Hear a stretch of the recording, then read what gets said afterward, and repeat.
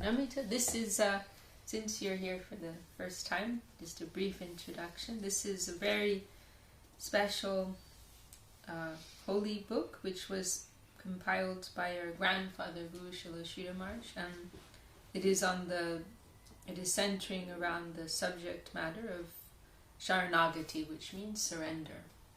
Because this, for us, this is the most essential thing, the most essential aspect of our spiritual cultivation, the cultivation of the mood of surrender to the Lord and to the devotees of the Lord. And so this is it's a very scholarly book, and it's also a very beautiful and poetic book. And it is a compilation of many verses from the scriptures which are on this subject matter, and divided into these 6 different aspects, what have been described as the 6 principal moods of Sharanagati. So those are anukulyasya sankalpa, which means to accept that which is favorable for devotional life; pratikulya vivarjana, to reject that which is unfavorable; nakshishya titi vishvasa, to have confidence that one has the Lord's protection over one; goptritve varanam, to embrace the Lord as one's guardian, as one's protector, one's guardian, to embrace that natural relationship; and atma nivedan, to fully offer oneself to the Lord; and finally doinya, or karpanyam as it's put here, humility, to surrender with the mood of humility. So those 6 moods were presented with examples from the scriptures. And now we're on this concluding chapter, which is Srila Sridhar Maharaj's original, and throughout these verses also, the way Srila Sridhar Maharaj has done this is he's selected a verse, like to show an example, demonstrate something, and he's also written his own original illumination, drawing out what is the essence of what's being said here. And now here in this last chapter, this is all Srila Sridhar Maharaj's original. There's citations here also. At the end, there are some of his original verses. The last few verses. Okay, so without further ado, we have 2 more classes, 16 verses, so we want to make it. So we've only got one book. It's alright, I can listen. Can you listen? Yeah, we'll listen attentively. So we're beginning chapter 10, Avasheshamritam, divine remnants of nectar. And this is these first 2 verses are all quotations from Srimad Bhagavatam. Sankirtya mano bhagavan ananta shutanubhava vyasanam hipumsam pravishya chittam vidunotya shesham yatatamo arka vam ivati vataha. When the singing of the glorious qualities of the Supreme Lord Hari's personality is heard, he enters into the hearts of men to banish all their miseries.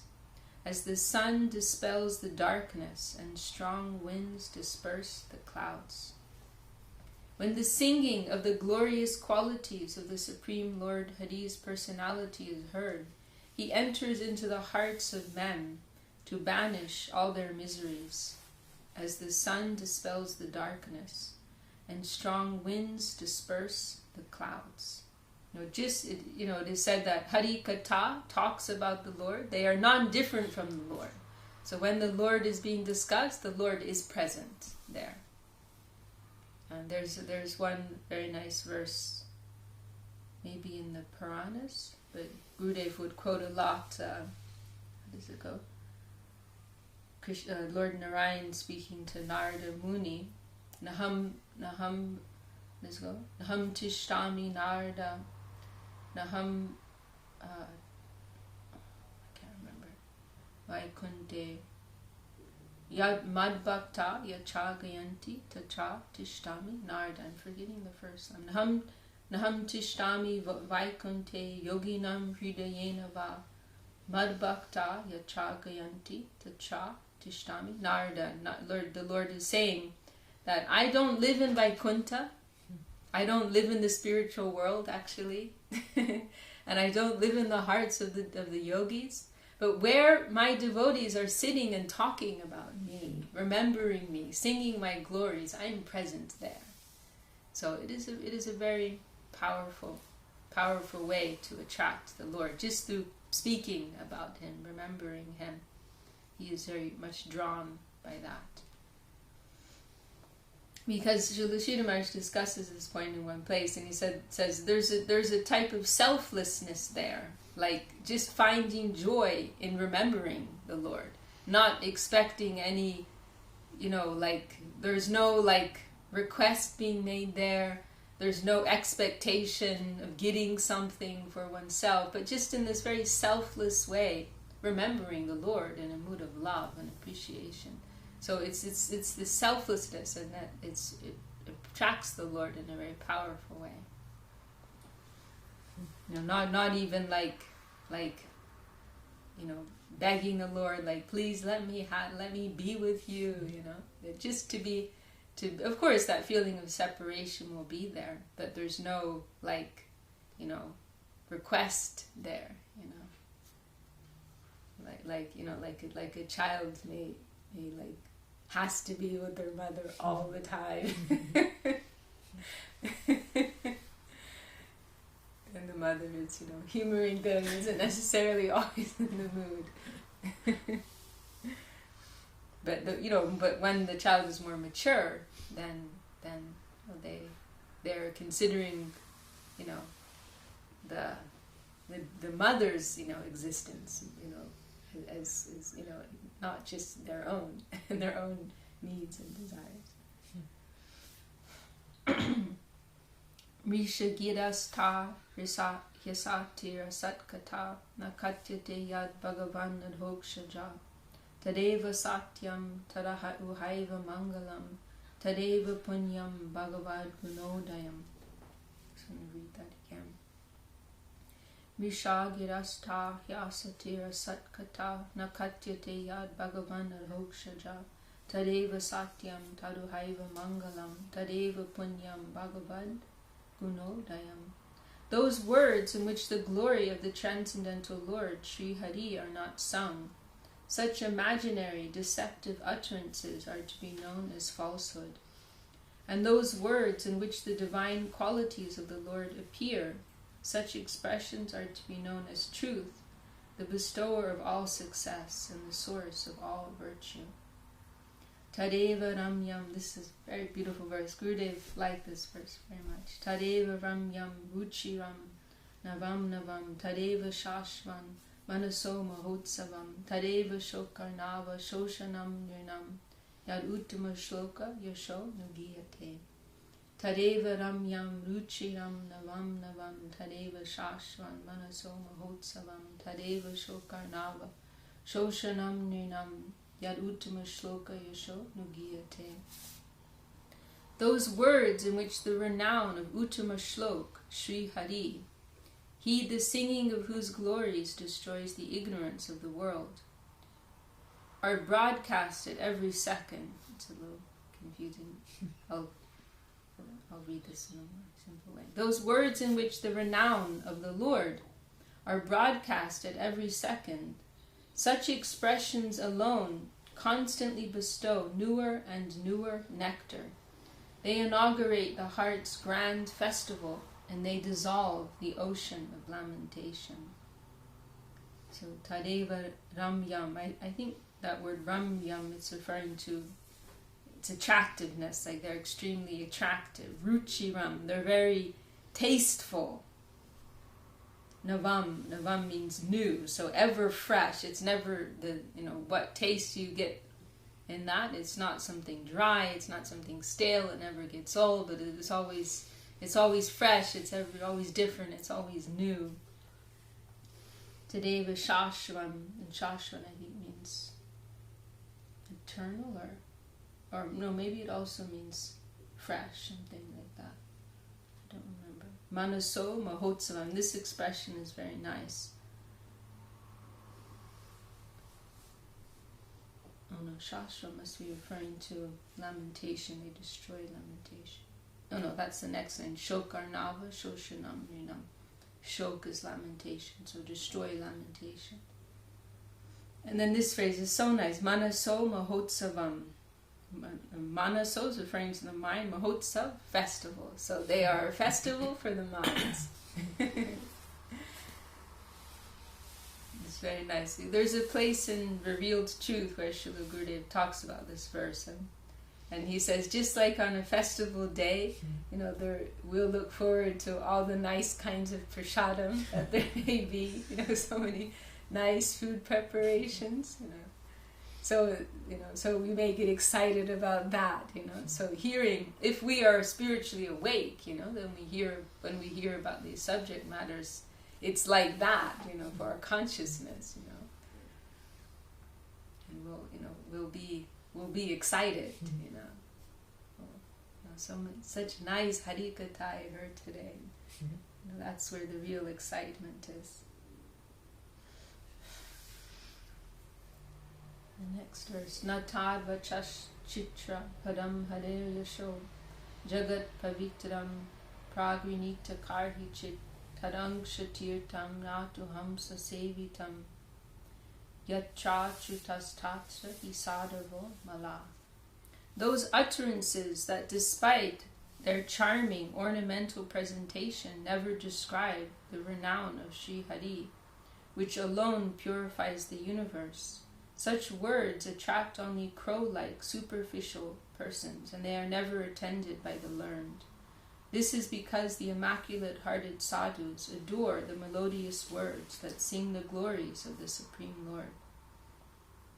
Yashashriyameva parishama paro varnashamachara tapashutadishu avishmiti Sridhara parapadmayor gunanvada shravana dara vihi.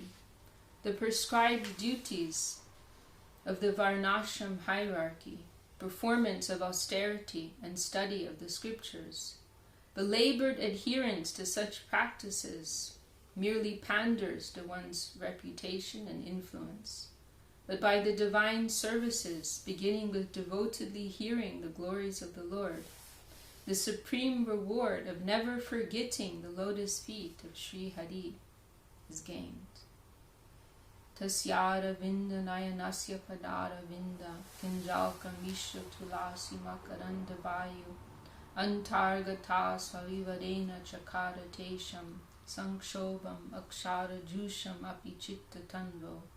A beautiful fragrance emanated from the tulasi, united with the stamens of the lotus flower-like feet of the lotus-eyed Supreme Lord. When the breeze carrying that divine fragrance entered the nostrils of the Chatusan, it caused jubilation in their hearts, and the hairs of their bodies stood erect, despite their zealous attachment to the non-differentiated Brahman. So this verse and the next verse, which Srila Sridhar Maharaj has selected here, there are two verses which are often used to demonstrate the purity of Krishna Lila, of the pastimes of Lord Krishna, because they're demonstrating that who's being described here, they are persons who were completely detached from the material plane, had zero material attachment, zero material desire, and they were situated in this plane of pure absolute consciousness, the Brahman, Brahma.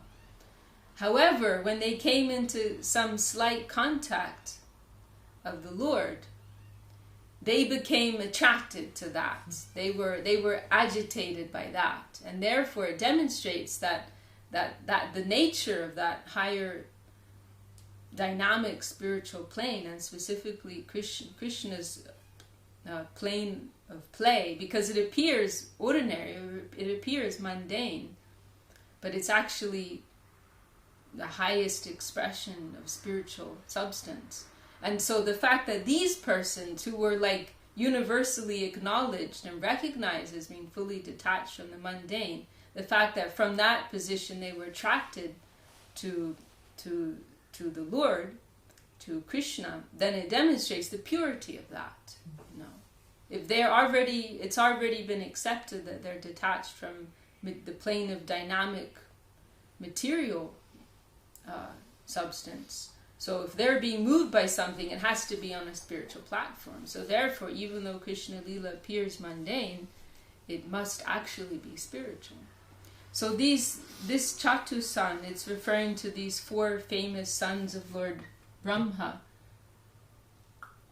Lord Brahma, who's the creator of the material world. And so Lord Brahma, he's the first created being, right? And then he had many sons, and his order to them was to fill up the universe. So they had to have children, right? They had to propagate humankind. But and so many of them did that. I mean, I'm not so familiar with the details.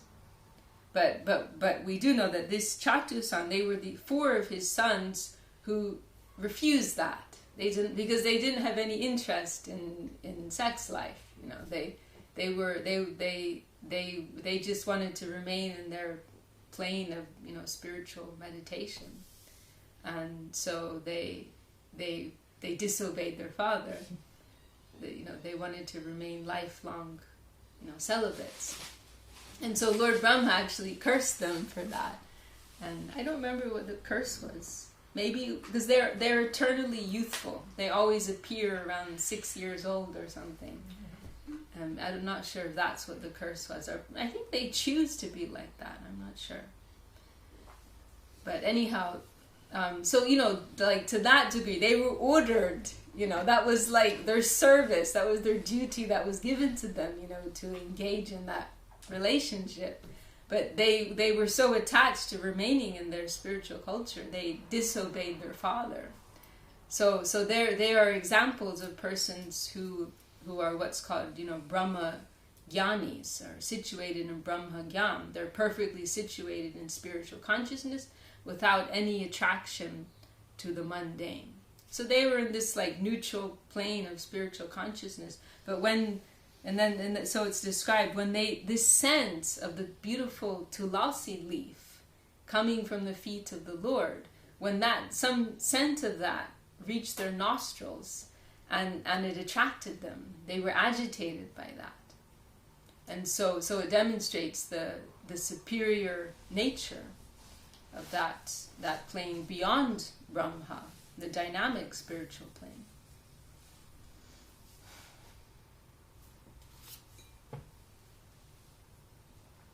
I'll just read that verse one more time because it's very beautiful. Tasyara vinda nayanasya padara vinda kinjalka mishra tulasi makananda vayu antargata swavivarena chakara tesham sankshobam akshara jusham apichitta tanvo. A beautiful fragrance emanated from the tulasi, united with the stamens of the lotus flower-like feet of the lotus-eyed Supreme Lord. When the breeze carrying that divine fragrance entered the nostrils of the Chatu-san, it caused jubilation in their hearts, and the hairs of their bodies stood erect, despite their zealous attachment to the non-differentiated Brahman. And then this next verse, it is expressing the same principle. And it's quite a famous verse. Atmaramas cha munayo nirgranta apyurukrame kurvantya haitu kim bhaktim itambuta guno hari. Those sages who, being merged in the bliss of the spirit soul, are totally free from the binding knot of mental images, they too engage in the unmotivated service of Sri Krishna, the performer of marvelous deeds. This is but one of the qualities of the Supreme Lord Hari, who charms the entire world. So those sages who are fully detached from the mental world, from the material plane, you know, they are attracted, they also engage in the service of Sri Hari, Sri Krishna. Shinvata Shradaya Nityam Rinatas Cha Svacheshtitam Nati Dirgena Kalena Bhagavan Vishate Hridi. Swiftly does the Lord enter into the hearts of those who with faith constantly hear and chant the glories of his personality. And this next verse is at the very beginning of Bhagavatam. It is the third verse, and very well known.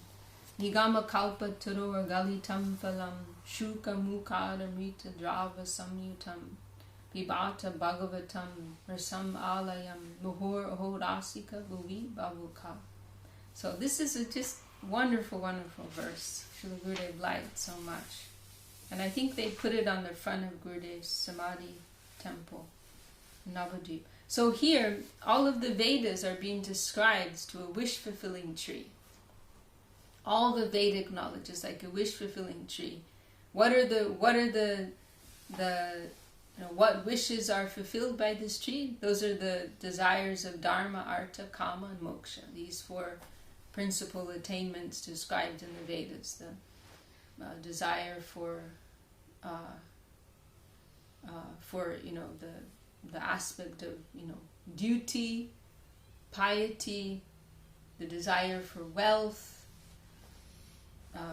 Kama, the desire for sensual pleasures, and Moksha, the desire for liberation. These four things, these are the four things that the Vedas can grant one. And so then on this tree, Srimad Bhagavatam is compared to the fruit on that tree. And that fruit is Prema Bhakti, the fifth end of life. Prema, divine love. What is beyond, far beyond the attainments of Dharma, Artha, Kama, Moksha. So all of the Vedic knowledge is actually leading up to this. In the same way that, a mango tree, what is the purpose of a mango tree? To produce a mango. So all of this knowledge of the Vedas, it is coming to support this final conclusion. It is leading one to this point, the attainment of divine love as described in Srimad Bhagavatam. And there's a more elaborate commentary in this, maybe Vishwanath Chakravarti Thakur, where also before the fruit comes, there's a flower first, right? And so the Vedanta Sutra is compared to the flower that appears on that tree. The Vedanta, which is beginning from a platform of pure spiritual knowledge, atato brahma jigyasa. Now just search after spirit. Now give up anything you were previously seeking within this plane. Now just search after spirit. So this is the starting point of Srimad Bhagavatam. However, that's okay, that's one step, but that becomes a dry thing ultimately. Just searching after spirit. That's just a dry thing. What we really need is rasa. What we really need is fulfillment of the heart. What we really need is love. And so that is being clearly presented in Srimad Bhagavatam. So that is like the fruit of that flower and that tree. So we can read this translation. This verse, as I mentioned, it appears at the beginning of Bhagavatam. It's the first three verses of Bhagavatam are like an introduction to the book, like giving you some context and some introduction to what's being given here. So this is the third of these three verses, introductory verses. This holy scripture, which describes the glories of the Supreme Lord, has descended intact from the wish-fulfilling tree of the Vedas, and it is enhanced by the nectar of the lotus mouth of Sri Shukadev Goswami. O connoisseurs of the mellows of devotion, please constantly relish this fruit, which is the embodiment of those mellows. O devotees blessed with heart's devotion, as long as you are not utterly dissolved in the reality of ecstasy, that is, as long as your hearts are not merged in devotional mellow, then taste the Srimad Bhagavatam in your life in this world, as a pure votary of divinity. And even when your hearts are overflooded, you will perpetually continue to drink the supreme nectar divine. So until you become liberated from this world, keep drinking this nectar. And once you become liberated from this world, also keep drinking this nectar. It's that good.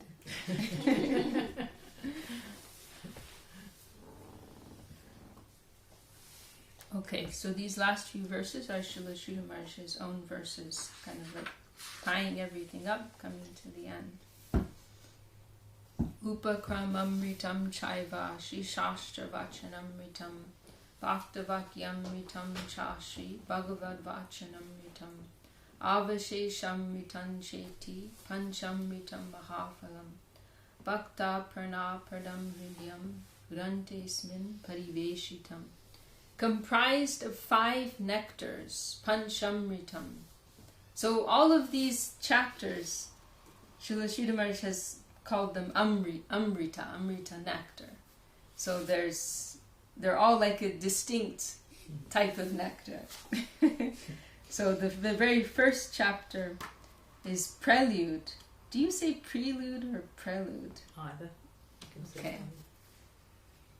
Okay, well, I'll say prelude. So the first chapter is Prelude. It's a difficult word to say. I'll say prelude. Prelude. Prelude, okay. Prelude's good.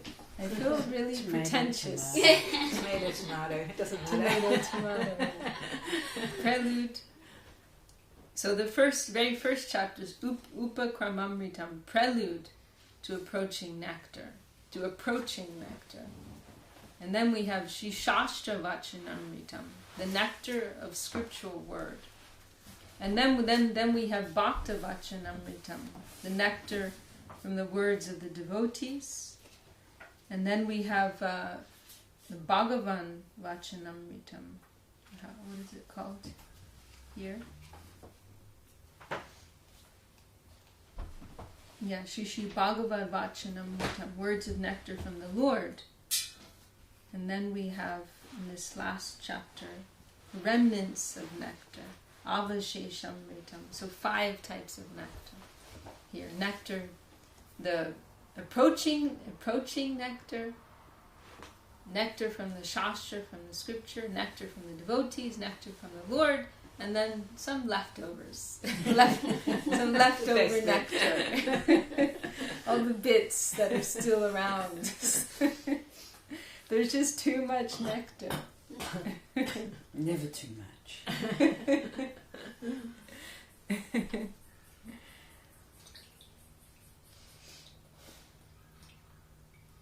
Okay. To share it all around. It's so wonderful though, because in this world there's always this fear that there's not enough. Like people will line up for days sometimes, like to get some hot new thing that's coming out, some new book, a new iPhone. New iPhone, yeah. People will I hear about people like lining up overnight to get it. Like there's some good thing, or tickets are selling out, get it now, or stock's running low, buy yours now. We recommend you buy at least 5 because we're going to run out. So there's this like fear we always have, like it's not enough to go around, there's not enough for everyone. But in that plane, there's more than enough. You don't have to worry about that. I like to tell this very much. Srila Sridhar Maharaj, he told of one of his godbrothers, I can't remember who it was, but he grew up in a place where the Ganges didn't flow, and so, but still, the Ganges waters is so sacred and is used so much in different practices. So they would keep some like little pot of Ganges water in their home. And they would use like a little bit here and there for their worship. And so he was so accustomed to always seeing like little quantities of Ganges water. And then one day his father had to go to Calcutta, and he brought his son with him. And then he saw the Ganga for the first time. The Ganga, it's called the Hooghly in Calcutta, but it's the Ganga.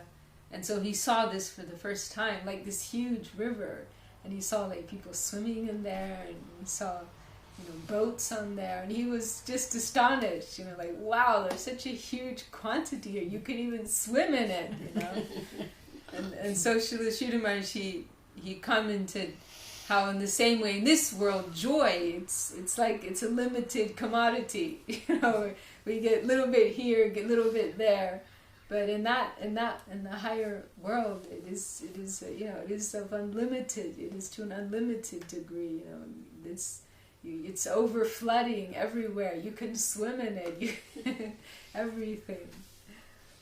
I remember seeing in Bihar when we were going to the Satchidananda Ashram years and years ago that the people were all on this pilgrimage, and they were just walking, carrying those little pots to the Ganges, from Bihar to the Ganges, to fill those pots up to bring them back again. Like that, it was like they obviously did it like as a ceremony all together. So they'd just be heaps of these people walking down the road, and they'd be carrying them on poles between a couple of people. Oh, really? They were empty, I think, but they were going. Incredible, they would go all that way to pick How up long some would they walk? Well, from Bihar state to the Ganges is a long way, isn't it? Like, it's like... They were going just for that? Yeah. Wow. Yeah, they go and get the Ganges water and bring it back. And it's so beautiful, with these sticks and the like pots on either side. So that when they're full, they'd be carrying them with a few people. That's beautiful. Families and all sorts, women and men and children all going. So beautiful, that culture of faith. So beautiful. It's interesting, this point, because this is part of what envy is based on. Envy is described as like the most deep-rooted disease of this material world, that we're all suffering was from some degree of envy. That we want to be in the center, and we can't tolerate that others will have more than us or be more than us. And this is part of what envy is based on, like, or you could say what comes out of it. But they're connected. That there's this fear, like if somebody else gets something good, then I'm losing out. Somebody else gets attention, and then I'm losing that. There's not enough for me. If you love them so much, then you love me less. You're giving them so much, then you're giving me less. There's not enough room for everybody to be wonderful in their own unique way. There's not enough space for everyone to be beautiful in their own unique way, for everyone to be appreciated. And I mean, like, for me, like being in Gurudev's association in those years in India, that helped to cure, of course I still suffer from envy, but it really helped to just shine the light on how unnecessary it is to be envious, because Gurudev had this way of making everybody feel so deeply loved, and so deeply appreciated. And even if we weren't like having intimate conversations and speaking all the time, you getting lots of attention, he had such power in him, just to be in his presence, you felt this deep connection. You felt so valued and so appreciated. And so it really like gave some tangible experience as to how in that world there really is there's enough love for everyone. There's enough nectar for everyone. There's no deficiency there. And if someone else is getting praise and being appreciated or being given position, it doesn't mean that you're less appreciated, that you're less of a valuable contributor. Srila Sridhar Maharaj points out, quoting one verse of Bhagavatam, that in that higher world, even the soil, every particle of soil is given love and attention, and has its place, its purpose. Nothing is neglected. He says it like that. Nothing is neglected there. Not even a particle of sand is neglected there. What to speak of, of a person. Whereas in this world it is like that, What to speak of, the plant life and animals, and even conscious human, active human beings, they're mistreated and neglected in so many ways. But there is another plane where it is just the opposite. So it was so wonderful for me to have that experience, and it really helped me to grow and to some degree, become free from that envious mentality.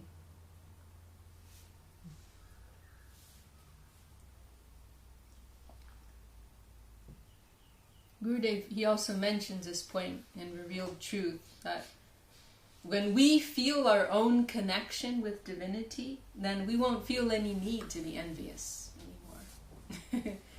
We'll feel so satisfied with that. We'll feel so fulfilled by that there won't be any need for envy.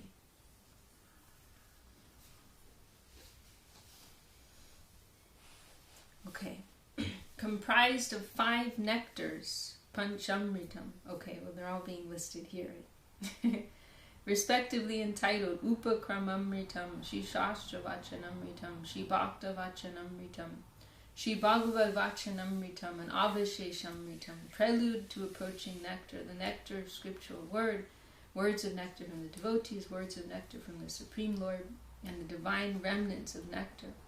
The supreme fruit that gives life to the devotees and delights their hearts has been served in this book. Shri Chaitanya Hare Swadama Vijaya Chatusha Tabdantade Srimad Bhakti Vinoda Nandana Mata Karunya Shaktir Hare Srimad Gora Kishora Kanvayagata Shri Krishna Sankirtanai Shri Siddhanta Saraswati Ti Viditash Chaplava Yad Bhutalam. Within 400 years after Shri Chaitanya Hari returned to his holy abode, a great soul descended in divine succession from Srila Gaura-Kishore Babaji Maharaj as the potency of Lord Krishna's mercy incarnate, recognized as the joy of Srila Bhaktivinoda Thakur, and renowned throughout the universe as Srimad Bhakti Siddhanta Saraswati. He flooded this earth planet with boundless Shri Krishna Sankirtan. So this is Srila Sri Maharaj glorifying his Guru Maharaj, Srila Bhakti Siddhanta Saraswati Thakur. He flooded this earth planet with boundless Shri Krishna Sankirtan.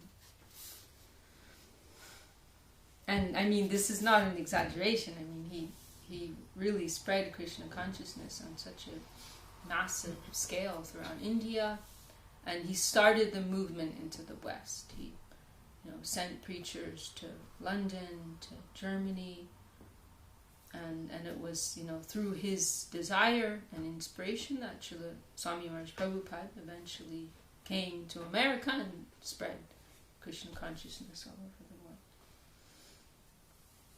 He was a great revolutionary, spiritual revolutionary. So bhagyati shayat sudorlabam api yasyanu kampamritam labdvo dadamatestadiya karunadesham cha sankirtanai satsanger lavatam kumarta paramam Shri Krishna premamritam ityesha tvanushila nodyamai hetyagashchame kshamyatam. And this is Srila Sri Maharaj speaking. A great fortune came down upon me. Although it was the rarest thing, I received the nectar of that great soul's mercy through his gracious ordinance. By performing Sankirtan in Sadhu Sangha, may you fulfill the ultimate goal of life, Shri Krishna Prema. So now I try to practice this. May I be forgiven for any offenses in my attempt. And this is such a beautiful expression here. I think about this sometimes because he's saying here, like in a very specific way, he's feeling that he's received this grace from his guru. Because if I read this, oh yeah, Kirtan and Sankirtan and Sadhu Sangha, you know, we know that, you know, like, you know, this is told in so many places, but in this very like specific way, Srila Sridhar Maharaj is saying, like, you know, it's not like there's some very specific like personal instruction that's being described here. My Gurudev gave me this specific personal order, but this is like a very general thing that's told to everybody. But the way that he's describing it is in this very like specific way, like a deep appreciation for this. You know, my Guru Maharaj gave this order to me. A great fortune came down upon me. Although it was the rarest thing, I received the nectar of that great... And it's also like, you know, like sometimes we'd see devotees, they'd want like some personal instruction from Gurudev. They want that, they want to get like something just for me that nobody else has got, you know. And often, you know, Gurudev would, you know, I mean, in some case, it depends on the relationship, but you know, generally his mood was like just follow this and you'll get everything from that. You know, follow these teachings.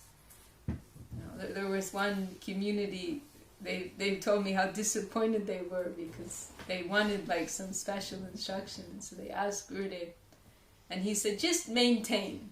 You know, just try to maintain your spiritual life. Like that, and they were devastated. Well, maybe not devastated, but they were really disappointed, you know. But then they said, you know, as time passed, they understood, like, actually, just to be able to do that is really hard. Just to keep going, you know. Right.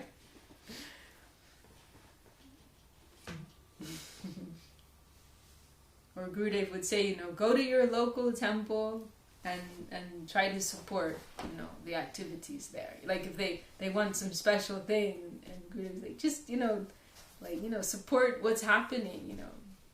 You don't need some like special instruction just for you. Like everything, this is it. This is what it is, you know. All of these advices and teachings.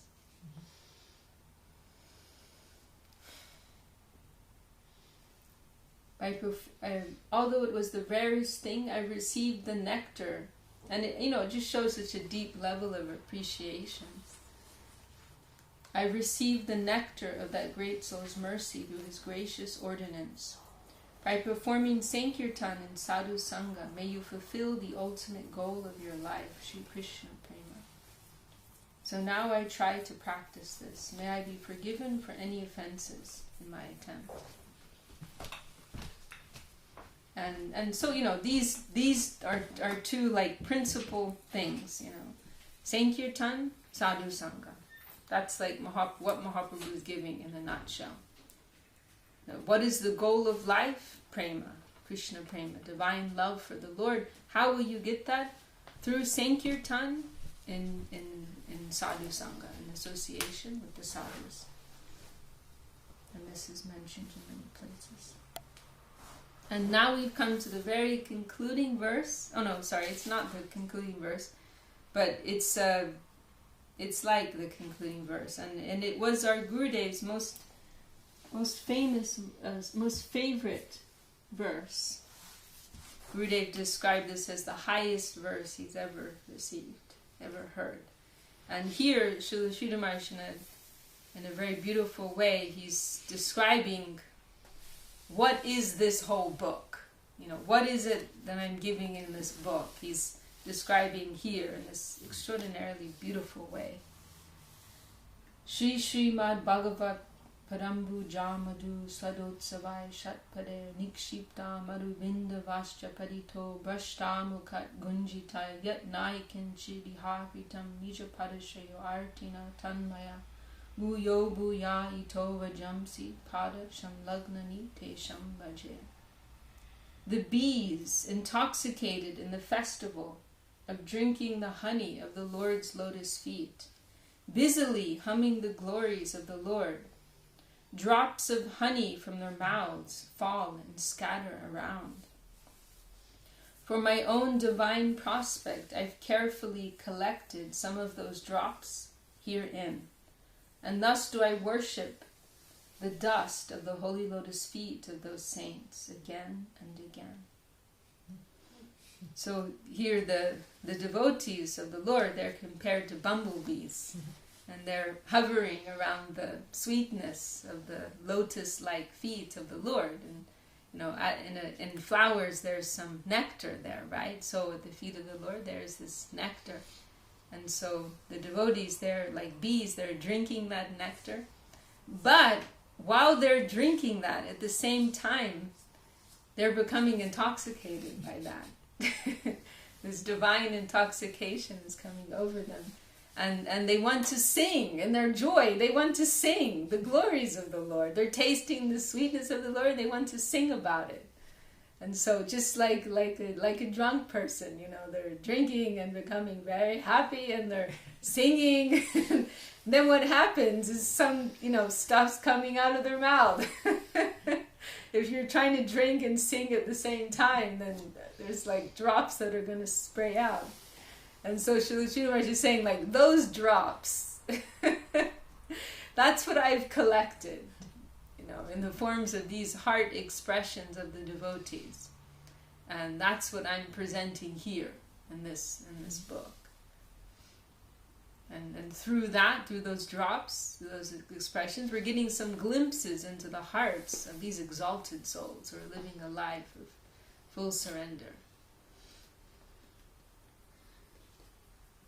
The bees, intoxicated in the festival of drinking the honey of the Lord's lotus feet, busily humming the glories of the Lord, drops of honey from their mouths fall and scatter all around. For my own divine prospect, I've carefully collected some of those drops herein. And thus do I worship the dust of the holy lotus feet of those saints again and again.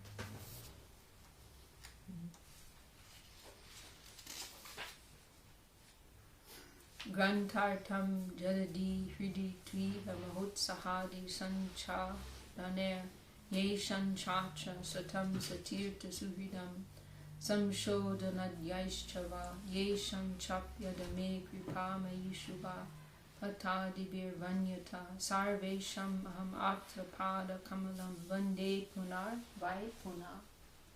In the preparation of this book, those who have infused vitality within my pure heart, within my poor heart, In the preparation of this book, those who have infused vitality within my poor heart. Well, his heart is, we know, we can change it to pure heart.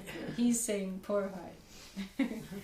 Or who have assisted in the study, reading, or amendment of the book. Or who have in any other way contributed toward its production. Unto the lotus feet of all those well-wishing godbrothers and good devotees who have extended or who may in the future extend their goodwill. So beautiful. Those good devotees who have extended or may in the future extend their goodwill upon this humble soul. I hereby offer my obeisances again and again. Gorabde jaladishu veda vinite badde sita saptame tatra shilalita shubodaya dine shriman navadvipake ganga tira manorame navamate chaitanya sarasvate shadbi Shri Guru Gaur Pada Sharanad Granta Samaptin Gata. At the charming new temple of the name Shri Chaitanya Saraswat Mat, situated on the banks of the holy river Ganga at Sridham Navadvip, and in the association of the devotees, in the shelter of the lotus feet of the Divine Master and the Supreme Lord Shri Chaitanya Dev, this work was completed on the holy Advent day of Sri Lalita Devi, the 7th day of the bright moon of Bhadra, in the year 457 Gaurabda, or 7th of September, 1943. Iti Sri Prapanna-jivanamrtam avasheshamritam nama dashamo dhyayaha. Thus ends the 10th chapter, the divine remnants of nectar. So, that is the conclusion. And here, this is like an appendix these last pages. It's a collection of some of the Sanskrit writings of Srila Sridhar Maharaj. So, well, it's been quite magical, actually. We've been able to go through this book from start to finish. And this book has been so much on my mind, actually. I mean, it's a very important book for everyone. But I mean, like in my own like personal journey, it's been in a very like personal way. It's been very significant. It was the first book. Actually, it was like my first service to the Mat when I was like 18 or something, and I started to get more involved, wanting to get more involved, and then I made a connection somehow with Mahananda Prabhu, who's now Madhusudan Maharaj, who was like the secretary in the Mat in Navadvip, and that was and so I was helping. I used to help him with different like book projects, with the website, and that was my very first survey, was to type it out for I suppose for making an ebook or something. But I typed it from beginning to end. Maybe I was like checking and making some corrections. But anyhow, it was the very first like service that I had, you know. And then from there I got more and more involved, and I ended up moving to India. And this has been the book that I always carry around with me, you know. And then before I came here, I was thinking about it more than usual. And when I met, it was funny, when I met Isha Bandhu Prabhu, like one of the first things he told me was, burn everything else, just keep Prapanna-jivanamrtam. You don't need any other book. And we were talking about it a lot. And then when I got here, I didn't say anything to you. You spontaneously asked me if we could go through this book. Yeah. So that was really extraordinary. Because you know, it's a little heavy. I mean, like, you need to really focus on it, you know, if you're going to do it. So, you know, it's like a serious study to go through it. So I wasn't thinking to suggest that, but you, from your side, you were running that, and you suggested it. So I was like, wow. Teacher Maharaj, his last thing to us was, read this book. And like, I tried a few times, and it was just like, oh wow, I don't understand it at all. So yeah, so that good opportunity. Yeah, it was just so perfect. I understood, like, Gurudev wants me to really go through this, you know. It's so good to have like focused study. You know, it's so valuable. I liked the wish-fulfilling tree. It's nice, isn't it? Very beautiful.